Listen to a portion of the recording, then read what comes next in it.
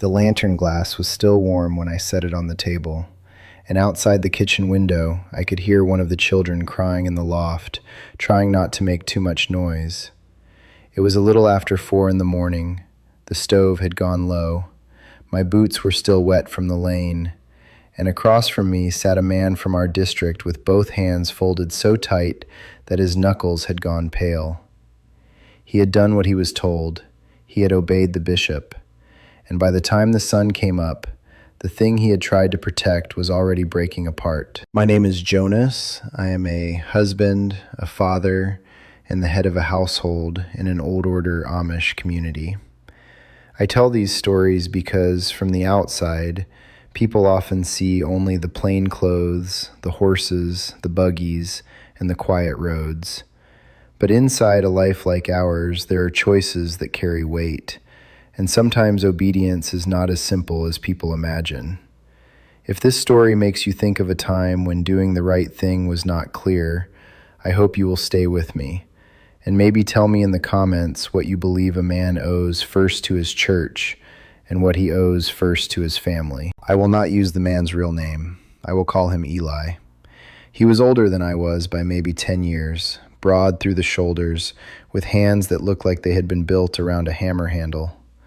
He had a small farm, not large enough to make a man proud, but enough to feed a family if the weather did not fight him too hard. He also did repair work in a little shop behind the house. Wagon wheels, harness parts, broken hinges, small engines for neighbors who were more lenient than others about such things. He was known as a steady man, not loud, not quick to laugh, but if he gave his word, most of us believed he would keep it. His wife, Miriam, was a quiet woman with a strong back and tired eyes. They had 6 children then, the oldest a boy of 16 and the youngest not yet walking. Their house always smelled of bread, kerosene, damp wool, and the kind of wood smoke that gets into curtains during a long winter. I had been there many times. We had shared meals there. I had stood with Eli in his shop on cold evenings, both of us warming our hands around mugs of coffee while a horse stamped in the dark outside. The trouble began over money, though it did not look like money at first. That is how trouble often comes. It arrives wearing another coat. Eli had taken more repair work than usual after a bad harvest. The corn had been poor that year, and 2 milk cows had gone lame within the same month. A vet bill, a roof repair, a debt for seed, and suddenly a man who had always kept his accounts straight was walking around with a pencil behind his ear and worry in his face. One English customer began bringing him more work from outside our area. At first it was ordinary enough. Metal brackets, axle pieces, a gate latch. Then the work changed. It became parts for equipment that our Ordnung did not permit us to own or use in the same way. Not evil things. That is important. They were not evil. But they belonged to a way of working and earning that our district had drawn a line around. Some men would have refused at once. Some would have asked before taking even the first job. Eli did neither. He told himself he was not using the machines. He was only repairing pieces of them. He told himself the children needed shoes, flour, lamp oil, and school money. He told himself a man provides before he argues fine points. I understand why he thought that way. I do not say he was right, but I understand it. By February, people had begun to talk. You can always tell when talk is moving through a district. It does not come like thunder. It comes like a cold draft under a door. A sentence stops when you walk into the room. A neighbor asks a question he already knows the answer to. A wife hears something while quilting. A boy hears something in the barn. Before long, what was private has hands and feet of its own. One Thursday evening, after chores, the bishop came to Eli's house with 2 ministers. I was not there that first night, but Eli told me later how it happened. The children were finishing supper. The baby had spilled milk on the floor. Miriam was cutting bread at the counter. The men stood in the kitchen with their hats in their hands, not angry, not soft either. There is a kind of silence churchmen bring when they have not come to visit. The bishop asked him plainly whether he had been doing work for that customer. Eli said yes. The bishop asked whether he understood why it troubled the district. Eli said he did. Then came the harder part. The bishop told him to stop the work and make it right. Not slowly, not when the bills were paid. Stop now. Eli looked at Miriam, and Miriam looked down at the bread knife in her hand. Later, Eli told me the line she said. It was the only line he remembered clear from that whole evening. She said, "If you say yes, then you must come home with a plan." That was Miriam. She did not argue in front of the bishop. She did not raise her voice, but she could put a whole winter into one sentence. Eli said yes. He obeyed. He told the bishop he would stop taking the work. He said he would speak to the customer the next morning. He said he would accept whatever counsel the church gave him. The men prayed before they left, and the children were sent upstairs, though children hear more through floorboards than parents like to believe. The next day, Eli ended the arrangement. By Saturday, word had already reached the customer. By Monday, 2 more orders were canceled. By the following Friday, a payment Eli had expected did not come. That is the part people do not always understand. Obedience can happen in one evening. Consequences do not move that quickly. They keep arriving, one at a time, after the prayer is over. At first, the family tried to carry it. Miriam baked more. Eli sold a young horse he had hoped to keep. The oldest boy, Samuel, took extra work with an uncle after school hours. The girls helped with washing and sewing for another family. Nobody starved, nobody was out in the road, but there was a tightness in that house. You could feel it when you stepped inside. The children grew careful, the kind of careful that makes a home feel less like a home. I saw Eli 2 weeks later at a fence line between our places. It was a bitter morning, around 7 degrees, and the wire was stiff with frost. He had an old pair of gloves with one finger worn through. He did not speak for a while. We worked side by side, pulling staples from a post. Then he said, "A man can be wrong even when he obeys." I did not answer quickly. Some sentences are not asking for an answer. What he meant was not that the bishop had been wrong. He did not say that. Eli was not a rebellious man. What he meant was that he had waited too long to be honest. He had let the work grow in secret until the only choices left were hard ones. He had obeyed at the end, yes, but by then his wife had already been carrying fear alone. His son had already been watching him bend rules and call it necessity. His younger children had already learned that whispering followed their family name. That is what broke them, more than the money. Samuel was the first to show it. 16 is a dangerous age for a boy in a plain home, old enough to see weakness in his father, not old enough to understand his own. He became sharp in his speech. He stopped singing much on Sundays. He found reasons to be in the barn when family prayers began.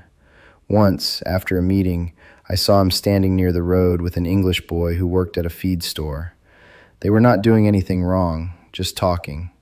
But Samuel had one foot pointed away from home, and I remember noticing that. Miriam changed too, not in a loud way. She still cooked, still washed, still dressed the children, still stood beside Eli at church. But there was a distance in her face, especially when he spoke of trust. Trust is not only broken by betrayal, sometimes it is worn thin by being left outside the truth for too long. The church tried to help. Men brought feed, women brought meals. A neighbor paid Eli early for work that did not need doing until spring. That is one of the beautiful things about our life, and I will not pretend otherwise. When a family is in need, people do come. But help can put food on a table and still not heal what happened around that table. One evening in March, Eli came to my door after dark. It was snowing in small, dry flakes, the kind that scrape against a coat instead of melting. He asked if I would walk with him. We went down the lane without lanterns because the snow gave enough light. For a long time, all I heard was his breathing and the squeak of our boots. Then he told me Samuel had said he wanted to leave after his baptism year. Not only leave the house, leave the church. Eli said it flat, as if flat words could make it hurt less. I asked what he had told the boy. He said, I told him a house cannot stand if every man does what is right in his own eyes. I knew the words. They were true words, but I also knew they had landed badly. Sometimes a father reaches for a true sentence because he is afraid, and the child hears only the fear. A few days later, I was at their house helping repair a shed door. Samuel was there, holding boards while Eli set the hinges. The air between them was stiff. Eli told him to lift the board higher. Samuel lifted it too high. Eli corrected him. Samuel dropped his end and said, "Maybe ask the bishop how high he wants it." Nobody moved. The words hung there like smoke. Eli's face went red, but he did not strike him. He did not shout. He picked up the board himself and finished the hinge with shaking hands. Samuel walked away toward the barn. Miriam had been standing near the wash line with a basket under one arm. She closed her eyes for just a moment. That small movement told me more than any crying would have. That was the day I understood what the title of this story really means. The family did not break because a bishop gave counsel. It did not break because Eli obeyed. It broke because obedience came after secrecy, after fear, after a father had taught his son one thing with his mouth and another thing with his hidden choices. When he finally submitted, the house had already learned to doubt him. Now, I need to say something carefully. In our way of life, obedience matters. Submission to the church matters. A man cannot call himself part of a people and then live as if every rule is only a suggestion. We are not held together by fences. We are held together by shared promises. When those promises become private preferences, a community begins to loosen, board by board. But a husband is not only a member of the church. He is also the keeper of trust inside his own home. If he is afraid, his wife should know what he is afraid of. If he is tempted, he should not wait until others discover it. If he is under pressure, he must not make loneliness look like strength. There is a pride in men that does not look like boasting. It looks like silence. It looks like carrying trouble alone because we want to believe that is what leadership means. I have done that myself, more than once. I have let a worry grow in me until my wife could feel it in the room, but did not know its name. I have answered too shortly because I was afraid of a bill. I have called it protection when really it was pride. So I do not tell Eli's story from above him. I tell it as a man standing close enough to recognize the shadow. What happened to his family? Not all at once, and not as badly as some feared. Samuel did not leave that spring. He stayed.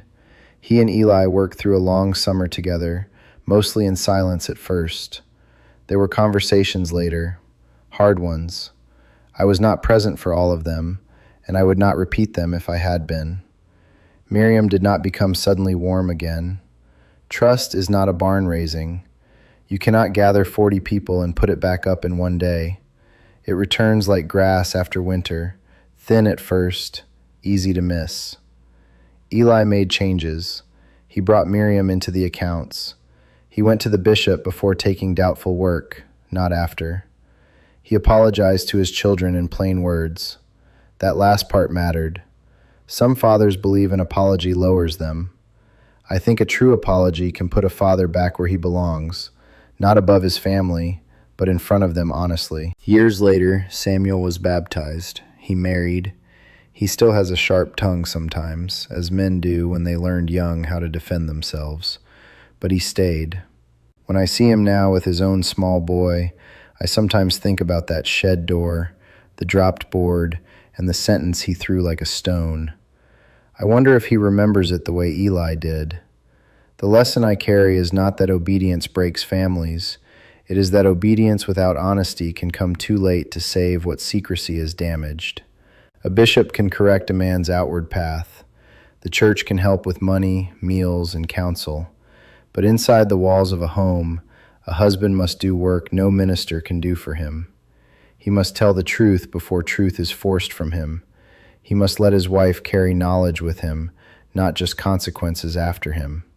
He must teach his children that faith is not only rules kept in public, but humility practiced where nobody applauds it. When I think back to that early morning, I remember the lantern glass cooling on the table.